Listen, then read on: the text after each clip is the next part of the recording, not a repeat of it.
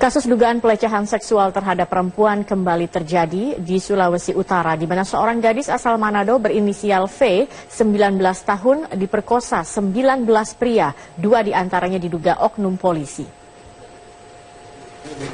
Kasus pemerkosaan terhadap seorang siswi di bawah umur kembali terjadi. Kali ini seorang gadis berinisial V berusia 19 tahun asal kota Manado, Sulawesi Utara diperkosa 19 pria. 2 diantaranya diduga oknum polisi. Kasus pemerkosaan terungkap setelah pihak korban memberanikan diri melaporkan insiden yang dialaminya ke Polda Gorontalo. Setelah beberapa bulan mengendap, keluarga korban bersama Kementerian Pemberdayaan Perempuan dan Perlindungan Anak melalui Deputi Bidang Perlindungan Hak Perempuan melakukan jumpa pers. Menurut orang tua korban, hingga saat ini para pelaku belum juga tertangkap meski telah dilaporkan sejak akhir bulan Januari. Kasus ini sempat dilaporkan ke Mapolresta Manado, namun kemudian dilimpahkan ke Polda Sulawesi Utara dan selanjutnya diserahkan ke Polda Gorontalo. Karena salah satu lokasi terjadinya pemerkosaan ada di Kabupaten Bolaang Mongondo dan Gorontalo. Menurut pengakuan korban, dirinya diperkosa oleh belasan pria di 2 lokasi, di Bolangitang, Kabupaten Bolaang Mongondo Utara, dan di Gorontalo.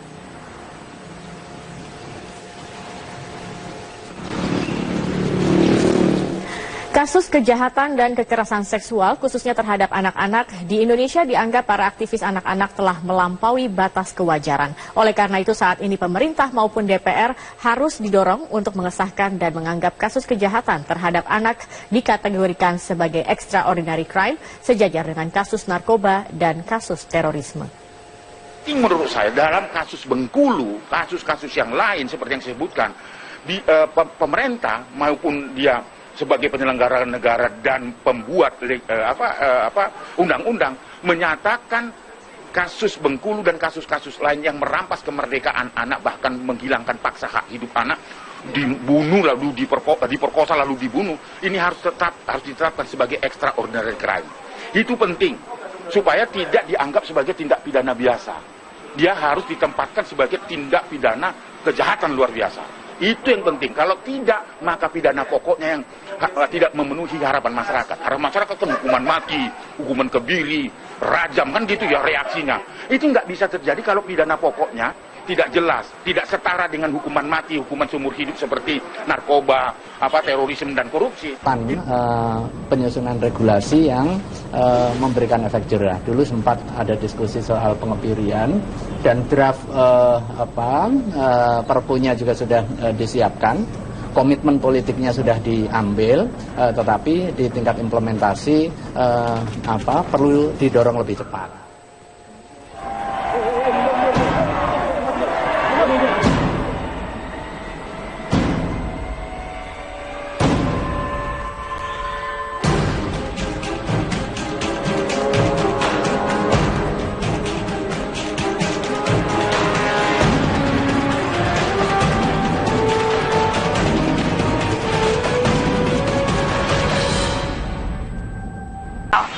Dan dalam hal ini, dalam pengadvokasian juga kami ingin menghimbau kepada pihak kepolisian ataupun kepada masyarakat umum, bahkan kepada pemerintah, agar ketika kita melakukan advokasi atau perlawanan terhadap kekerasan seksual, maka kita harus berfokus bagaimana untuk memutus rantai kekerasan seksual tersebut. Oleh karenanya, hukuman kebiri, hukuman mati bukanlah solusi dari situasi ini. Seperti itu. Masih dengan pertanyaan tadi ya, apakah layak dihukum mati? Tapi saya ingin ke Mbak Faira dulu sebelum Pak Kapolsek bicara. Mbak Faira, ada unsur minuman keras yang menjadi motif atau alasan dari para pelaku? Ya. Apa tanggapan Anda soal itu? Ya, ini kan memang sejak adanya peristiwa ini banyak ada pro kontra. Ya, ada beberapa pihak yang tidak mau faktor miras ini diganggu gitu ya. Ada beberapa, menurut saya sih boleh-boleh saja lah orang berbeda pendapat ya. Saya juga berhak berpendapat dan mayoritas rakyat Indonesia juga bebas berpendapat. Di dalam hashtag cukup diyuyun itu sebagian besar ya masyarakat meyakini bahwa faktor pemicu adalah miras, dan itu sebetulnya bukan sesuatu hal yang terlalu aneh. Karena apa? Kami dari Gerakan Nasional Anti Miras sudah melakukan kerjasama dengan Pusat Kriminologi UKI. Ya, kami datang ke lapas-lapas, kami datang ke lapas anak. Apa yang terjadi? Dari seluruhnya itu sekitar 44% orang melakukan perkosaan dan pembunuhan di bawah pengaruh miras. 40% ya? Contoh Yuyun ya. Saya rasa tidak akan mungkin sesadis atau sebiadab itu sampai matanya dicongkel misalnya ya, sampai di sesadis itu kalau mereka mungkin tidak sebelumnya minum berpuluh-puluh liter miras ya. Dan tadi kan saya sudah bilang bahwa kecamatan itu terkenal sebagai sebutannya Teksasnya karena apa? Mereka gemar sekali pesta miras setiap hari, mau azan mau apa pesta miras ya. Jadi sebetulnya tidak perlu juga kita menutupi atau merasa takut mengungkapkan sesuatu yang memang benar kenyataannya itu, dan semua orang bilang seperti itu. Senator Bengkulu mengatakan seperti itu, warga, polisi dan lain sebagainya. Menurut saya tidak perlu kita menutup-nutupi atau takut gitu loh. Ya. Mbak Faira, teman-teman Safe House Sisters dan juga Pak Kapolsek kita tahan dulu. Kita akan dalami lagi sebenarnya motif, apakah salah satu motifnya memang miras atau hanya satu faktor penting saja, atau sebenarnya pembenaran juga buat pelaku. Jangan-jangan sudah kita bilang saja kita kehilangan kesadaran, itu kan bisa dijelaskan juga. Sebetulnya kita bukan akan sambung hanya nanti. salah satu ya. Artinya itu salah satu pemicu, bukan hanya satu, bukan hanya karena miras saya kan saya bilang ada faktor pemicunya. Tapi di balik itu tentu saja banyak faktor seperti yang sudah disebutkan oleh teman-teman tadi. Jangan lupa juga bahwa pelaku semua memang habis menenggak banyak sekali miras ya. Kita akan sambung lagi sesaat lagi, tetap bersama kami, bersama Pak Kapolsek juga Pak Ibtu Eka Chandra. Baik, apakah 14 pelaku ini layak dihukum mati? Kita juga harus dengar dulu dari Pak Kapolsek, tapi ditambahkan Mbak Faira ada yang ingin tanyakan ke Pak Kapolsek? Pak Kapolsek, soal proses nih ya? Ya, soal proses ini sampai saat ini seperti apa, dan kemudian juga yang dua itu sebetulnya sudah diketahui belum posisi mereka itu sebenarnya ada di mana, yang dua orang tadi. Pak, silakan Pak. Pak. Masih terputus komunikasi, kita akan coba untuk menghubungi kembali. Saya ingin tadi juga menjelaskan bahwa di dalam perkembangan kasus ini ya, teman-teman dari Safe House Sisters juga dikatakan bahwa ini pelaku-pelaku ikut loh mencari korban, ikut juga kemudian beradaptasi dengan suasana yang panik, seperti mengingatkan kita kepada kasus-kasus sebelumnya begitu, yang seperti itu. Ini kan Mbak Faira punya tanggapan apa di situ? Apakah mereka melakukan ini dalam keadaan sadar atau seperti apa?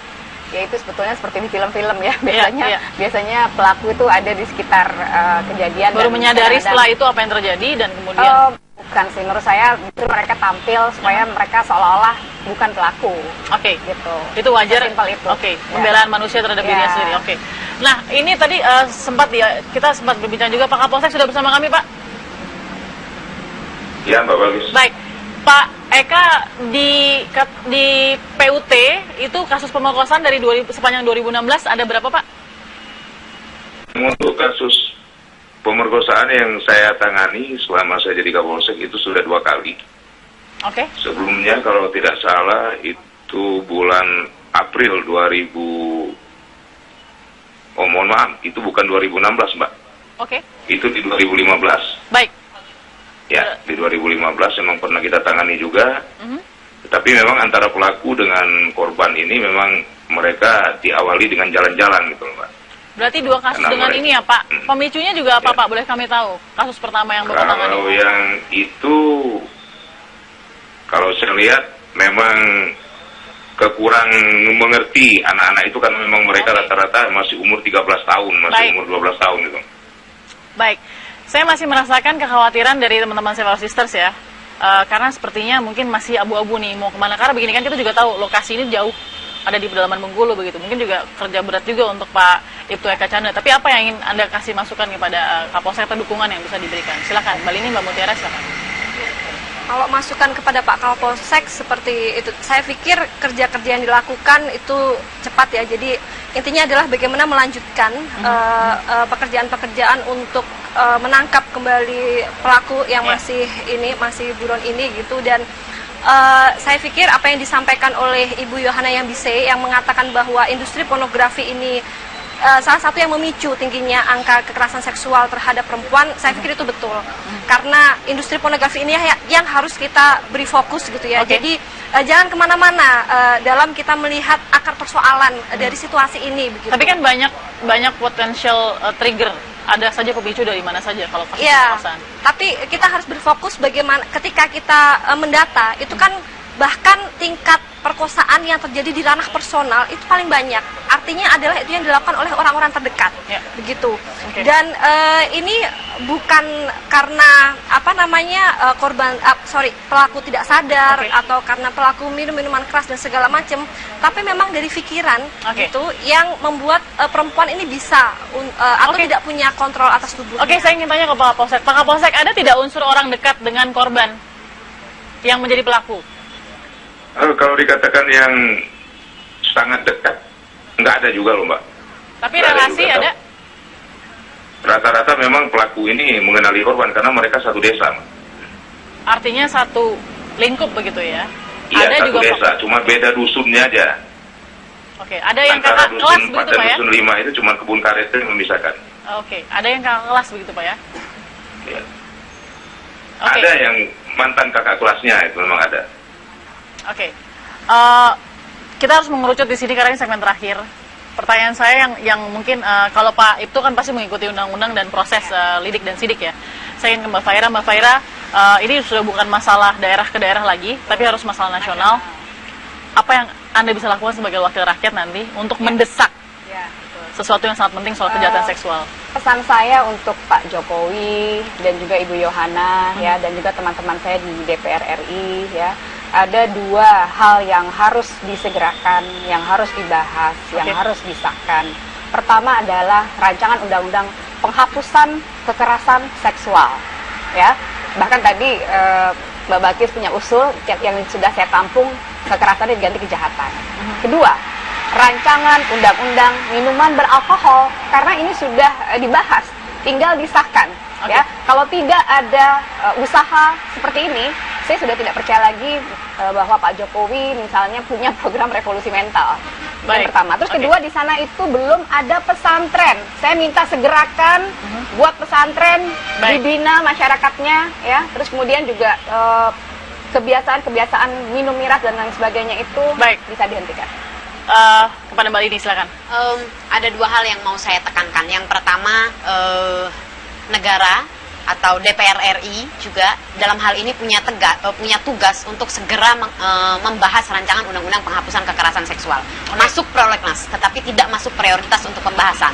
Jadi kami mendorong Save Our Sisters dan seluruh masyarakat yang punya kepedulian untuk kasus kekerasan seksual ini, tidak hanya YY, untuk segera menjadikan rancangan undang-undang ini sebagai prioritas. Itu yang pertama. Yang kedua, pendidikan seksual komprehensif harus segera dipikirkan oleh negara kita, karena itu penting. Mbak Mutiara, silakan singkat. Saya bagian menghimbau masyarakat ya, karena ini yang paling penting. Jadi bagaimana kita menjadikan persoalan perkosaan, persoalan kekerasan seksual ini adalah tanggung jawab kita bersama. Kita sebagai rakyat Indonesia harus mulai mengambil tanggung jawab. Kita tuntut pemerintah, tapi kita tidak bisa menunggu dan menunda. Artinya kita harus membangun gerakan melawan kekerasan seksual sekarang juga. Baik. Terima kasih Mbak Mutiara, terima kasih juga Mbak Lini, Save Our Sisters. Mudah-mudahan gaungnya terus menyala ya, karena kita harus kawal ini selalu sampai habis. Kasusnya jangan menggantung di tengah jalan. Pak Kapolsek Ibtu Eka Chandra, kita percayakan Pak penegakan hukum. Mudah-mudahan semuanya adil ya, tidak ada yang membahayakan, lalu kemudian tidak juga tadi ada yang mengancam dan mengkhawatirkan ya, untuk bagi pihak keluarga yang saat ini juga sudah geram begitu dengan kondisi. Pak Ibtu Eka Chandra, terima kasih sudah memberikan informasinya. Kita akan sambung lagi nanti di lain kesempatan. Mbak Faira, terima kasih pesan-pesannya ya. Kita lihat nanti Mbak seperti apa. Mudah-mudahan tidak hanya lewat begitu saja. Kita akan sambung lagi apa kabar malam setelah Nyala untuk Yuyun, yang masih kita akan memperingati juga dengan menyalakan lilin untuk Yuyun.